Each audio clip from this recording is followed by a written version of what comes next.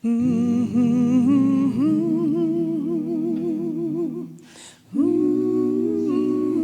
by his trip, sat down by Jacob's well. It was noon. A woman, a Samaritan woman, came to draw water. Jesus said, "Would you give me a drink of water?" His disciples had gone to the village to buy food for lunch. The Samaritan woman, taken back, said, "How come you, a Jew, is asking me, a Samaritan, for a drink?" Jews in those days wouldn't be caught dead talking to a Samaritan. Jesus answered, "If you knew the generosity of God and who I am, you would be asking me for a drink, and I would give you fresh, living water." The woman said, "Sir, you don't even have a bucket to draw with, and this well is deep. So how are you going to get this living water?" Jesus said, "Everyone who drinks of this water will be thirsty again and again. Anyone who drinks the water I will give will never thirst again, not ever. The water I give will be an artesian spring within, gushing fountains of endless life." The woman said, "Sir, give me this water so I won't get thirsty and I won't have to come back to this well again." Jesus said, "Go call your husband and then come back." "I have no husband," she said. Jesus says, "That's put nicely. I have no husband. You've had 5 husbands, and the man you're living with now isn't even your husband. You spoke the truth there, sure enough." "It's who you are," Jesus says to her. "It's who you are and the way that you live that counts before God. Your worship, your life, must engage your spirit and pursue the truth. That's the kind of people God is looking for. Those who are simply and honestly themselves before God in their worship and in their life. Those who worship God must do so out of their very being, their spirits, their true selves in adoration." The woman said, "Well, I don't know about that, but I do know a Messiah is coming. And when he arrives, we're going to get the whole story." Jesus said, "I am he. You don't have to wait any longer or look any further."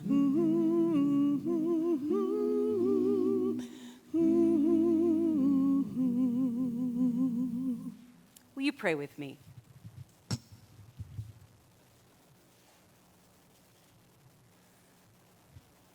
Lord, help us to become masters of ourselves so that we might be the servants of others. Take our minds and think through them, our lips and speak through them. Take our hearts and set them on fire. Amen. Thank you.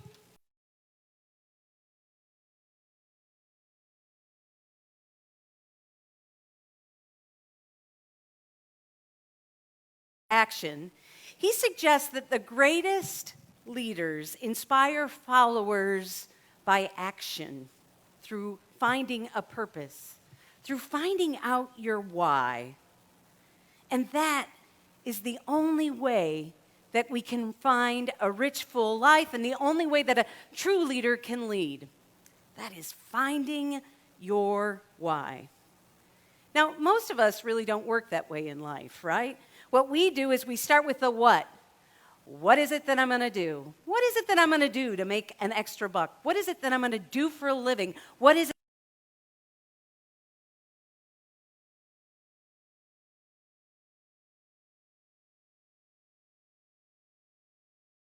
Driven by knowing their why are the people who most often create movements, are the best leaders that we can find.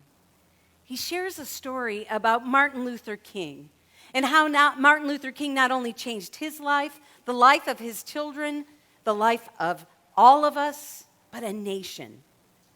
Now, King was not the first to be impacted by an unjust system. We know that there were civil rights violations long before King. And even before King, there were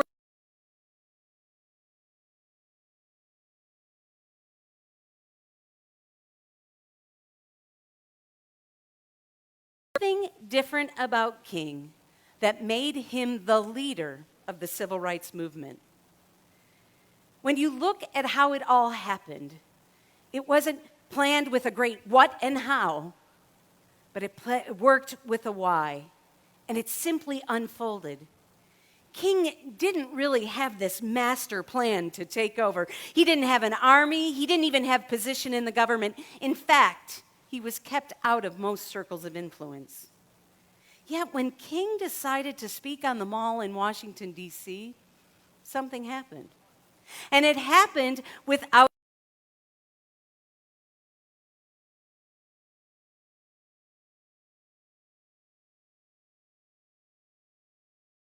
what was so amazing was that people did come. In fact, about 250,000 people showed up. They were there at the right time without a "I'll be there" card. They were there at the right date, and they were there to hear him. Why? Not because King had a plan, not because he knew what he wanted to do or how he wanted to do it, but he had a powerful why. See, King had a dream. He had a dream. He had a dream of a nation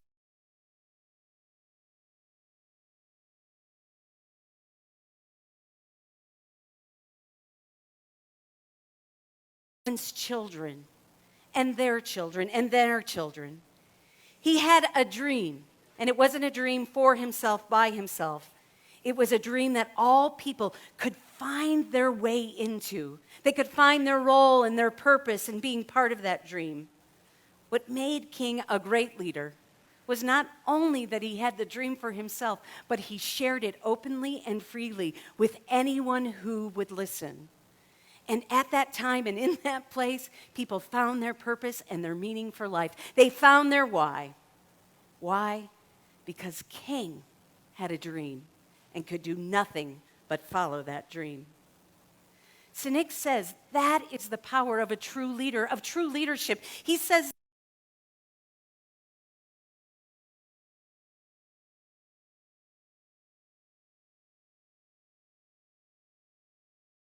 themselves as a thing to be followed. They actually see themselves as following a cause bigger than themselves. They actually see themselves in service to something else.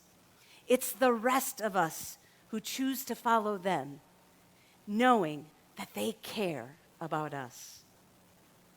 In our text today, it's most commonly known as the woman at the well. We see the actions, I believe, of the greatest leader of all time. Jesus knew from the very beginning that he was not in this for himself, didn't he? He was here for all of humanity. He was here, and his why was to ensure that all knew the power of God's love. It was about the spirit that Jesus shared.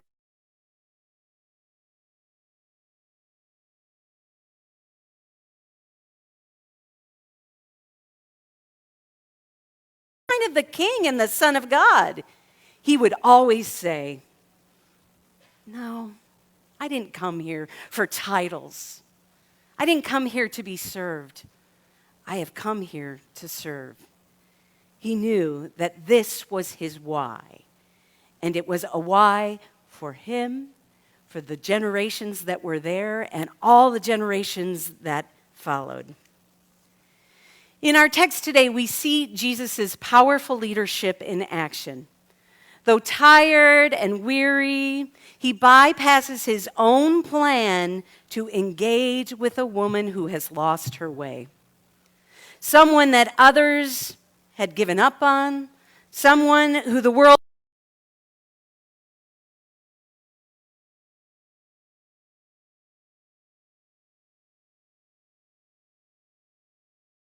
helping this woman work through something.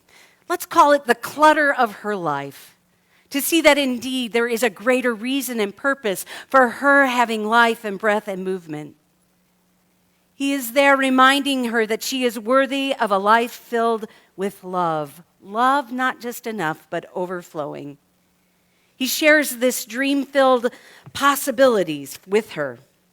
And of course, she says, "I think that's some of the water that I want."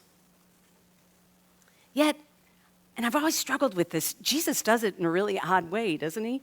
Just when it looks like they're on to the next best thing, and she is in her self-help course, and she has got it.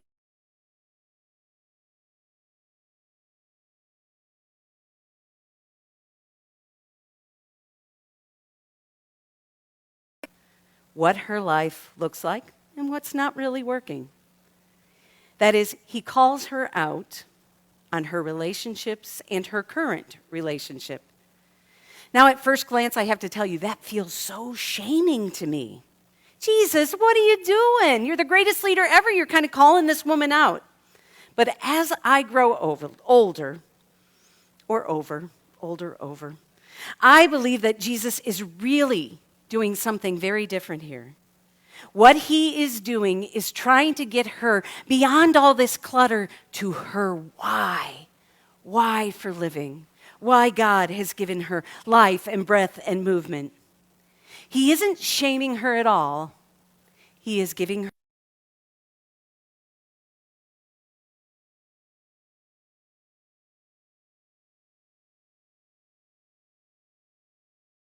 deep and to name it and to claim it. And eventually to turn it over to her, to him. I believe that Jesus really names the husbands as just a sign of the meaningless relationships that are all part of her life and part of a bigger puzzle. As she looked deeper, I am sure that she could see in that mirror her uncontrolled anger with her kids who were now going to be out of school for weeks and weeks and weeks. I am sure that she saw the foolish choices that she had made, her misplaced priorities, her guilt, her indifference, her lack of ambition, her limited or meaningless faith, her excuses, the nagging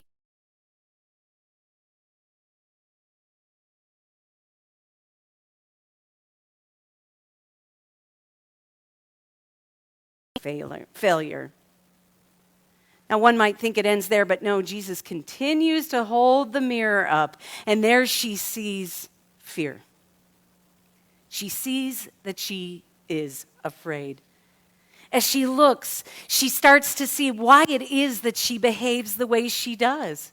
If she leaves this guy, what happens then? What happens to her? What happens to her kids? If she loses this job, then what? What Jesus does is he is asking her a question and holding up that mirror to help her get to the deeper why. He is trying to help her clear up this clutter by giving her the opportunity to name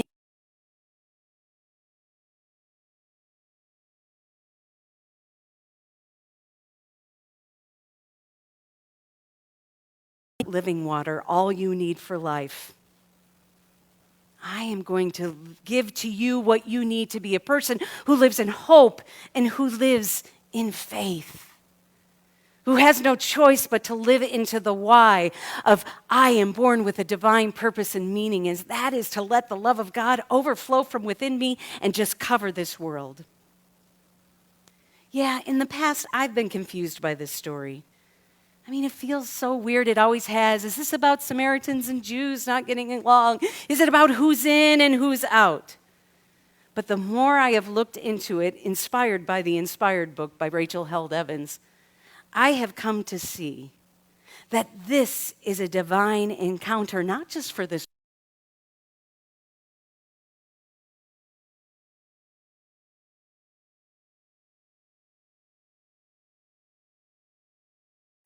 drink in love, grace, and mercy that Jesus is offering, to the place where our cups runneth over with forgiveness, acceptance, grace, mercy, hope, fear, and doubt are replaced by love. As we continue on this Lenten journey, yes, in some way, just like Jesus in his wilderness, we have been called to do it alone. We have entered into the uncharted wilderness of COVID-19, the coronavirus. I find it interesting that here we have a story of a woman who has to go to a well when no one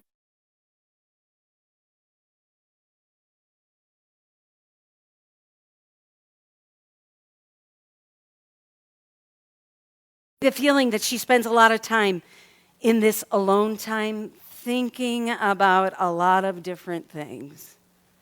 Perhaps about the money she isn't making, perhaps about the people who have done her wrong in the midst of all of this, and perhaps about the things that she has done wrong to someone else. I would imagine she is not only carrying the bucket for her water, but as she goes to this well, she is carrying a lot of baggage as well. And in the solitude of life, she discovers the true why and hope for living, because she discovers she is not alone and she will never be alone.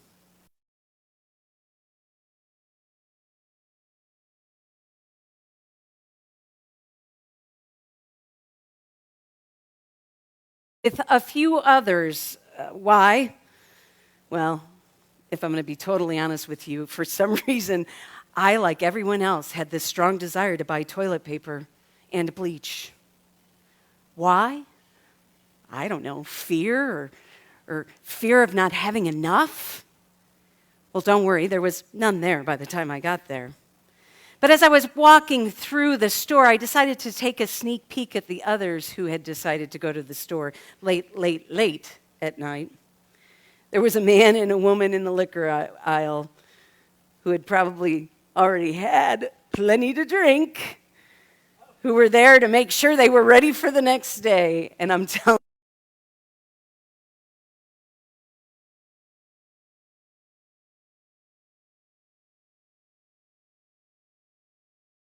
cereal aisle, and this kid was going ballistic, screaming and crying about the cereal he wanted. And quite frankly, she was so tired, she didn't have the will to fight him. All of this in the middle of the night, people alone, searching for something. All of us carrying some kind of baggage even before we made it to the checkout line. In some way, all of us at that grocery store the other day were the woman at the well, sneaking around, hoping that no one would talk to us, no one would certainly touch us, and certainly no one would see us, especially the pastor out buying toilet paper in the middle of the night. I think it's important to remember in a time of fear, we all need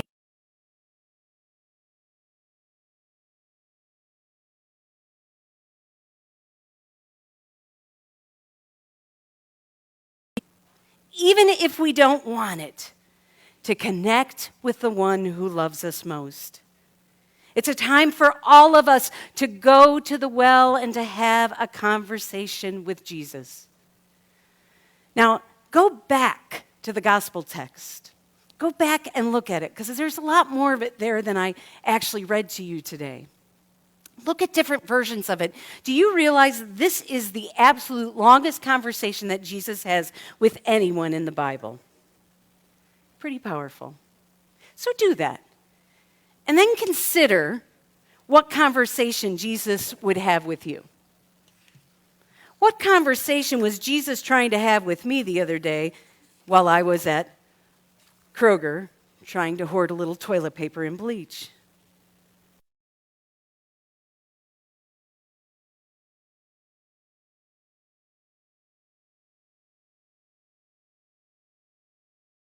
See what's getting in the way.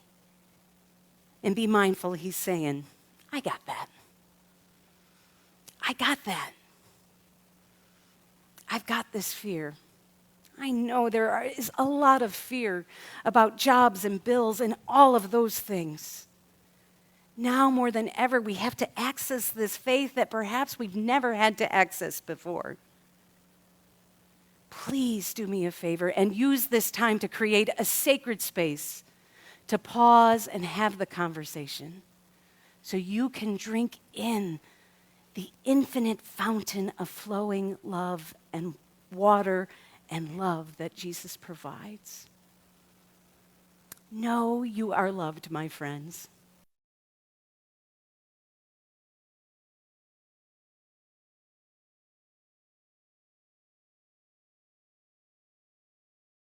Reason to be concerned. But if we get to our why, we can find love, a love that makes more sense than fear. Will you pray with me? Holy God, during this time of uncertainty and fear, you remind us to be still and to know that you are God. You will never leave us to face our trials alone.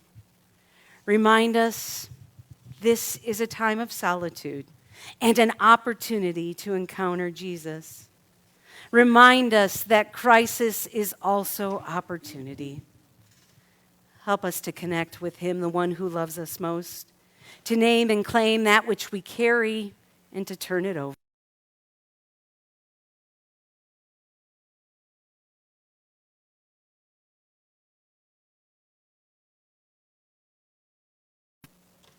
It simply is love. Help us during this time to practice being human beings, created in your image, not for an economic, worldly reason, but for something far greater. And that is to transform our hearts, our lives, our world, your world with love. We all find ourselves at the well today, God.